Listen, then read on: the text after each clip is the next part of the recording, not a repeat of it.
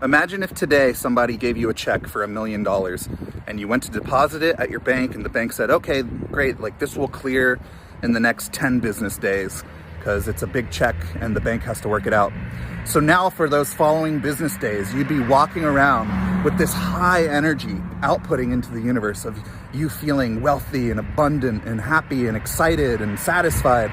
And as a result, living from that level of energy would produce all these other experiences that are on that level of excitement and abundance and prosperity, right? Even though you don't have $1 to spend yet, you'd just be walking around all that time knowing, right? It's a knowing, it's not even like hoping anymore, because you know that the funds are gonna be released on that certain day or whatever.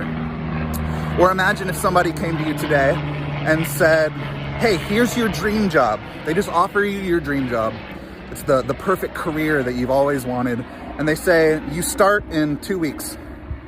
And now as you're going around throughout these 2 weeks, you would just be knowing that you're that person you want to be. You're living that life you want to live. You have that amazing career you've always wanted, even though you haven't worked one day yet.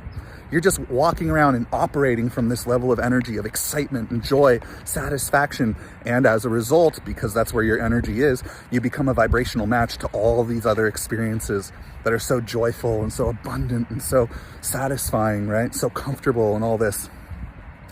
But nothing's really changed. It's just that you gave permission to a condition to allow yourself to feel an emotion, right?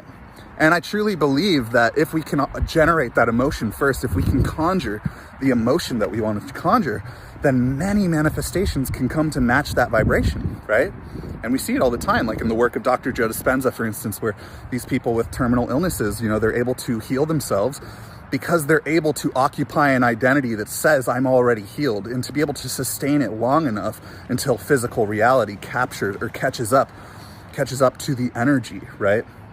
Because in the same way, if you play a sound and it creates a vibration or it creates a waveform, in the same way that when you play that sound, it's the exact sound, the exact same waveform will always be created, right? So I believe if you can create the waveform, then you'll hear the sound, right? You can go back and forth with it. It can be one thing and then the other, or that thing and then the other, right? You can flip it. And I think ultimately this comes down to changing our sort of mentality of I'll believe it when I see it to I'll see it when I believe it. When I know that I am that person I want to be, then I'll start acting like that person and doing the things to bring those things to me. Like when I truly know it first, instead of being like, yeah, once it happens, I'll feel the feeling, right? Really all you want is the feeling, right? So if we can make our work generating the emotion as much as possible, so many things can swiftly come into our life to manifest that are a part of that vibration, right? That are on level with that experience that we're seeking, with that emotion that we're seeking.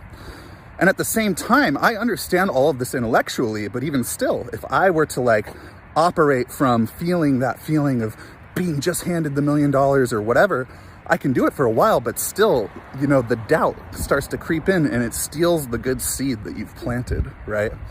And that's what doubt does. And it's funny because some of our doubts or our limited beliefs are so subtle or so nuanced. For instance, okay, let's go to the money thing. I truly believe that I'm going to be financially wealthy one day. I've always believed that. I've always felt that. That just feels natural to me. But one of my limiting thoughts around that is that it's yeah, but probably not today. Probably not tomorrow. Probably not this week, right? And it's funny because whenever I realize that, it's oh, those are the thoughts that I need to kind of soften a little bit and say, hey, you know what? It could happen sooner than I realize. I could have a great idea this week that I just follow my bliss on, and all of a sudden this amazing, empire gets built, or who knows? Things happen all the time, right? And so I think it's about catching those beliefs, softening them, realizing that those are the things that come in and steal the seed that we've planted. So we start making our work to just be plant the seed, continually water it, recognize if something's come in and swept in and pulled it out, work on that thought, let it soften, then go plant the seed again and just focus on watering it. Before you know it, all kinds of manifestations can come to match the vibration that you're holding, and you don't need to insist on it being a specific manifestation, because remember, the emotion is all you want to feel. So let's say, if you want one specific thing, let's say you want to be with a specific person, right? And so you're operating from feeling like you're already there and living that type of like relationship and whatever.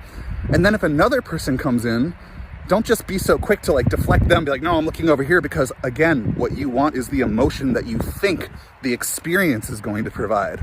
But what if that emotion is actually going to be felt over here instead of over there? So it's also about being detached from the specifics of the outcome, but generating the general emotion that you're seeking, and then allowing manifestations to come into place that are a vibrational match to that emotion.